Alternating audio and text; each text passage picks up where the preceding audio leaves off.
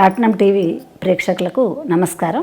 భార్య గర్భవతిగా ఉన్నప్పుడు భర్త పాటించాల్సినటువంటి విషయాలు కూడా చాలా ఉన్నాయి. ఒక భార్యకే నియమాలు కాదు, ఆమె మాత్రమే చూసుకోవడం కాదు, ఇంట్లో కూడా మంచి ప్రశాంత వాతావరణం ఏర్పరిచేవాడు, ఆమెను సంతోషపరిచేటువంటి వాడు ఎవరు ఎట్లా ఉన్న భర్త చాలా ముఖ్యమైన వాడు. కాబట్టి ఇది మనకు భారత భాగవత రామాయణాల్లో అనేకమైనటువంటి కథలు చెప్పారు పెద్దవాళ్ళు. అయితే ఒకసారి దిలీప్ మహారాజు దేవతల యొక్క ఆహ్వానాన్ని గైకొని ఆయన స్వర్గానికి వెళతాడట. వెళ్ళినప్పుడు ఈమె ఋతుమతి అయి ఉంటుంది. అయితే ఋతుమతి అయినటువంటి స్త్రీ స్నానం చేసిన తర్వాత 5వ రోజు కలవకుంటే భర్తకు పాపం అని చెప్పేసి చెప్పబడ్డది. అందుకని తప్పకుండా అతను రావాలి అని చెప్పేసినటువంటి తొందరలో అక్కడ కామధేను ఉంటాడట. దాన్ని చూడకుండా, దానికి నమస్కరించకుండా ఆయన వచ్చేస్తాడు. వచ్చేసరికి ఎన్నాళ్ళైనా కూడా అతనికి సంతానం కలగదు. అప్పుడు గురువు అయినటువంటి వశిష్ఠ మహర్షిని అడుగుతాడట, ఎందుకు నాకు ఇట్లా అయింది అని చెప్పేసి. అంటే నువ్వు ఈ తొందరలో భార్యను కలవాలి అనేటువంటి తొందరలో సంగమించాలని వచ్చావే తప్ప పక్కనే ఉన్నటువంటి కల్పవృక్షాన్ని కామధేనువును అది స్వర్గానికి వెళ్ళినటువంటి వాడు నమస్కరించలేదు, అందుకని నీకు ఇలా జరిగింది అని చెప్పేసి ఆ దోషాన్ని దూరదృష్టితో ఆయన చూసి చెప్తాడు. అప్పుడు దిలీప్ మహారాజు అడుగుతాడట, మరి నేనేం చేయాలి, తప్పు జరిగిపోయింది, దీనికి ఏదైనా పరిష్కారం చెప్పమని చెప్పేసి. అంటే ఆ కామధేను యొక్క కూతురు ఇక్కడ నందిని ఉన్నది మహర్షి యొక్క ఆశ్రమంలో, నువ్వు వెళ్ళి దాన్ని ఒక నెల రోజుల పాటు శుశ్రూష చేసి దాన్ని బాగా చక్కగా దానికి కావాల్సినటువంటి విధంగా స్నానం చేయించి గడ్డి తినిపించి అడవికి తీసుకొని వెళ్ళి దాన్ని సాధు. అప్పుడు దాని యొక్క కామధేను యొక్క శాపం పోయి నీకు నందిని ధేనువు పిల్లలు పుట్టేటువంటి విధంగా చేస్తుంది. రాజవంశాలలో వంశాంకురాలు లేకుంటే వంశము అక్కడికి నిర్వంశం అయిపోతుంది. వాళ్ళకు ఒకటే బాధ, తర్వాత ఈ రాజ్యాన్ని ఎవరు చూస్తారు, మన వంశం ఉద్ధారకుడు లేడు అని చెప్పేసి. అందుకని తర్వాత వచ్చిన తర్వాత మనకు కాళిదాసు చాలా అద్భుతమైనటువంటి రఘువంశాన్ని అందించారు. అందులో ఈ కథ అంతా ఉంటుంది. ఆ సులక్షణాదేవి తన భార్యను తీసుకొని దిలీపుడు ఎలా వెళ్ళాడు, ఆ ధేనువు పడుకుంటే పడుకుంటాడు, నీళ్లు తాగితే నీళ్లు తాగుతాడు, అది దానికి తినిపించడం, తాగించడం, నిద్రపుచ్చడం, దాన్ని తీసుకొని 4 రోజులు వచ్చిన తర్వాత ఆ సులక్షణాదేవి గర్భవతి కావడం, ఆమె కొడుకు పుట్టడం, ఇదంతా జరుగుతుంది. అంటే ఇదేదో మామూలు క్రియ, ఎట్లాగైనా పుడతారు చేస్తారు అనడానికి లేదు. సత్సంతానం పుట్టాలి, మంచి పిల్లలు పుట్టాలి, మంచి ప్రవర్తనతో ఉండాలి అని చెప్పేసి. అంటే భర్త కూడా మంచి ఆలోచనతో ఉండాలి. తినుడు, తాగుడు, వాగుడు ఇలాంటి మాటలన్నీ కూడా అతను బంద్ చేయాలి.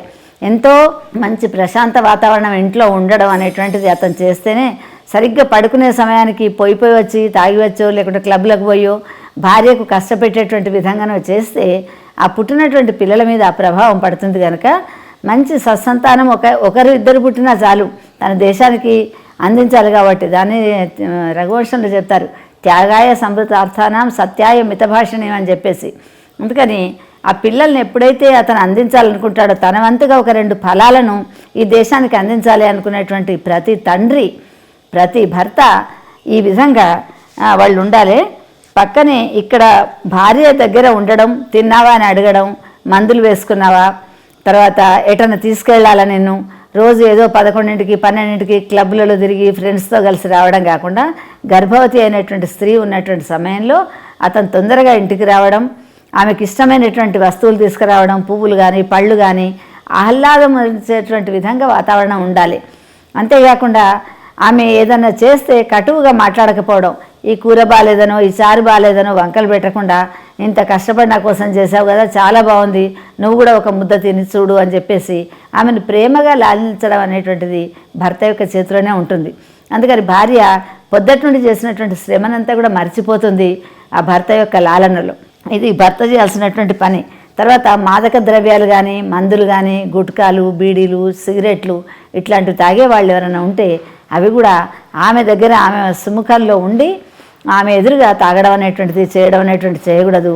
అది చాలా నిషిద్ధమైనటువంటి విషయం. అది గర్భస్థ శిశువు మీద కూడా ప్రభావం చూపిస్తుంటుంది. తర్వాత భార్య పండ్లు, స్వీట్లు తెచ్చిపెట్టడమే కాకుండా ఆమె అడిగినవి కొసరి తినిపించడం కూడా చెయ్యాలి. దీనికి ఒక కథ చెప్తుంటారు. ఏ వస్తువు అయితే తనకు తినాలని ఉంటుందో ఆమె మొహమాట పడి అడగదో, అడగకుండా తినకుండా ఉంటే ఆమెకు 10 నెలలైనా 11 నెలలైనా కూడా ప్రసవం కాలేదట. దానికి ఒక కథ చెప్తారు. ఒక బ్రాహ్మణమ్మకు ఒక కోడలు ఉంటుంది. ఆ కోడలు ప్రతిరోజు చెరువుకు పోయి మంచినీళ్ళు తీసుకొని వస్తుంటుంది బిందెలో. తీసుకొని వస్తుంటే ఈ చాకలి వాళ్ళందరూ బట్టలు ఉతికేసి బట్టలను చక్కగా గట్టు మీద ఆరబెట్టేసి సాయంత్రం ఇళ్ళకు వచ్చి వంట చేసుకుంటారట. తర్వాత ఎండినటువంటి బట్టలు ఎవరి బట్టలు వాళ్ళకి మూటలు కట్టి సాయంత్రం కానీ లేకుంటే పొద్దున కానీ ఇస్తారు. పొద్దుట నుండి వాళ్ళు ఆ వాగులో బట్టలను ఉతికారు కాబట్టి కష్టపడిపోయినటువంటి వాళ్ళు ఆ పిల్లలు ఏరినటువంటి చేపలతో చేపల పులుసు చేసుకుంటారట. ఆ చేపల వాసన చూడగానే ఈ అమ్మాయికి అది తినాలి అనేటువంటి కోరిక పుట్టిందట. అట్లా కోరిక పుడితే మరి బ్రాహ్మణామె కదా, ఇంట్లో వచ్చి అత్తగారితో చెప్తే ఆమె ఎంత తిడుతుందో ఎలా అవుతుందో అని చెప్పేసి చెప్పకుండా పాపం 7వ నెల నుంచి అలానే దాచుకుంటుంది. అనేకమైనటువంటి వస్తువులు తెస్తారు, ఎంతో అపురూపంగా చూసుకుంటారు. 9 నెలలు అయిపోతాయి, 10 నెలలు అవుతాయి, 11 అవుతాయి, 12 అవుతాయి. ఎన్ని నెలలైనా ఈ అమ్మాయి ప్రసవం కాదు. అసలు ఈమె గర్భవతి కాదా, ఏదన్నా రోగమా, ఎందుకు ఇట్లా అవుతలేదు అని చెప్పేసి ఆమె అనుకుంటూ ఉండగా ఒకసారి వాళ్ళ ఊరికి ఒక పండితుడు వచ్చాడు అని చెప్తారట. ఆయన అందరికీ అన్ని విషయాలు చెప్తుంటాడు. ఎవరన్నా వెళ్ళి కలిస్తే మంచిది, వాళ్ళకి కావాల్సినటువంటివి చెప్తుంటాడు అని చెప్పేసి అంటే ఈ అమ్మాయి వెళుతుందట. వెళ్ళి ఆయన కాళ్ళ మీద పడి అందరికీ కూడా ఒక్కొక్కళ్ళనే పిలిచి ఆయన చెప్తున్నాడట, మీకు ఏం కావాలి, ఏం సమస్య అని. అప్పుడు ఆమె చెప్తాట, నేను బ్రాహ్మణుల ఇంట్లో పుట్టినటువంటి దాన్ని, మంచి సోమయాజుల యొక్క కోడలను, కానీ నాకు ప్రసవం కావడం లేదు, నాకు 13 నెలలు అయిపోయినాయి ఇప్పటికీ. కానీ అమ్మ నీకు ఏదైనా తినాలనిపిస్తున్నాయి, మన కోరిక ఉంటే చెప్పు, నీ కోరిక తీరింది, నువ్వు ప్రసవించవన్నమాట. అంటే నేను ఎలా చెప్పాలంటే నాకు బాధగా ఉంది, నాకు చేపల పులుసు తినాలని చెప్పేసి అనిపిస్తున్నది అన్నమాట. ఓ ఇంతేనా, నేను రేపు చేసి పెడతాను, నువ్వేం భయపడకు, రేపు మీ అత్తగారితో చెప్పు, భోజనం స్వామివారు నాకు ప్రసాదం ఇస్తా అన్నారు అని చెప్పేసి అన్నమాట. అనగానే ఆమె సరే అనుకొని ఇంటికి వెళ్ళిపోతుంది. అత్తగారితో చెప్తుందట, నేను ఇట్లా వెళ్ళి ఆయనను స్వామీజీని దర్శనం చేసుకున్నాను, ఆయన రేపు నాకు ప్రసాదానికి అక్కడికే రమ్మన్నాడు, నేను అక్కడ భోజనం చేస్తాను అంటే అత్తగారు అన్నట్ట, పర్లేదమ్మా, మహాపురుషుల యొక్క దీవెనలు కానీ వాళ్ళ ప్రసాదం కానీ మంచిదే, నీకు పుట్టబోయేటువంటి కొడుకు చాలా మంచి క్షేమం జరుగుతుంది, వెళ్ళిరా అంటుందట. ఇతను ఏం చేశాడు, రాత్రి లేచి గోధుమ పిండి తెచ్చిపెట్టుకున్నాడట. పొద్దున్నే తెల్లవారుజామున దాన్ని తడిపి చేపల్లాగా దాన్ని తయారు చేశాడట. చేసి నూనెలో మంచిగా వేయించాడు. వేయించేసి పులుసు చేసి ఉడుకుతున్న పులుసులో వీటిని వేసేసాడట. వేసి అందులో కావాల్సిన మసాలాలు దినుసులు అన్నీ చూస్తేనేమో చేపల పులుసు వాసనే వస్తుంది, కానీ అందులో వేసినవి మాత్రం గోధుమ పిండితో చేసినటువంటి ఆ బొమ్మలు తయారు చేసి వాటిని పడేసాడట అందులో. అప్పుడు ఆమె కడుపు నిండా తిన్నదట. ఏమ్మా కడుపు నిండిందా, బాగుందా, పులుసు బాగుందా అంటే చాలా బాగుందండి అని తిని ఇంటికి పోయిన తర్వాత ఆమెకు సాయంత్రం నొప్పులు వచ్చినాయట. తెల్లవారేసరికి పూర్ణచంద్రుని వంటి చక్కటి కొడుకు పుట్టాట. ఇలాంటి కథలు మనకు పెదరాసు పెద్దమ్మ కథలు ఎన్నో చెప్తుంటారు. పెద్దవాళ్ళు కూడా గర్భవతి అయినటువంటి స్త్రీకి చాలా చెప్తుంటారు ఇలాంటి విషయాలు. అమ్మ ఏదైనా తినాలి అని చెప్పేసి ఉంటే, ఎందుకే నెలలు నిండినాయి ఇంకా ఎందుకు నువ్వు ప్రసవించడం లేదు, ఏదైనా కోరికలు ఉన్నాయా చెప్పమని చెప్పేసి అంటారు. ఇలాంటి కోరికలు భర్త దగ్గర ఉండి కనుక్కోవాలి, చెప్పాలి, అడగాలి, కావలసినటువంటి వాటిని తీసుకొని రావాలి. ఆమెకు 6 నెలల తర్వాత అతను సంభోగ క్రియను తగ్గించాలన్నమాట. ఎందుకంటే భార్యకు లోపల ఉన్నటువంటి శిశువుతో బాధ కలుగుతుంది కాబట్టి తర్వాత నుంచి పెద్దవాళ్ళు చెప్తుంటారు, ఆయనంతలో తల్లి వాళ్ళే 7వ నెలలకే వచ్చి ప్రసవానికి అని చెప్పేసి తీసుకొని వెళ్ళిపోతుంటారు.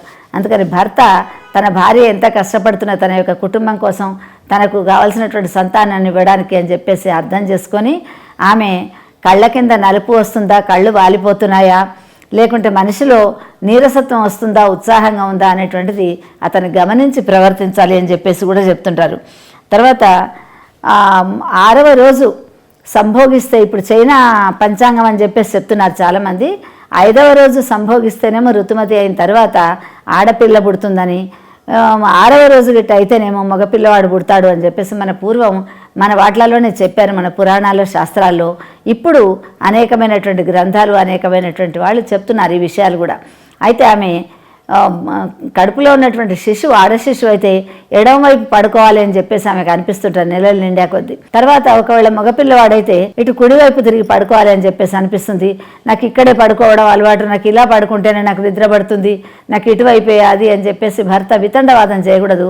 భార్యను అడగాలి, నువ్వు ఎటు పడుకుంటావు, ఇలా నీకు కంఫర్ట్గా ఉంటే అలా పడుకో, ఏ దిండు కావాలంటే అదే పెట్టుకో, దిండు వద్దంటే తీసేయి అని చెప్పేసి ఆమెను పడుకునే సమయంలో భార్యాభర్తలు ఇద్దరే ఉంటారు, ఇంకెవరు అక్కడ ఉండరు కాబట్టి అతను ఆమెను లాలించి ప్రేమించి చక్కగా సేవించి అనేకమైనటువంటి విధాలుగా ఆమెకు సంతోషపరిచేటువంటి విధంగా భర్త ఉండాలి.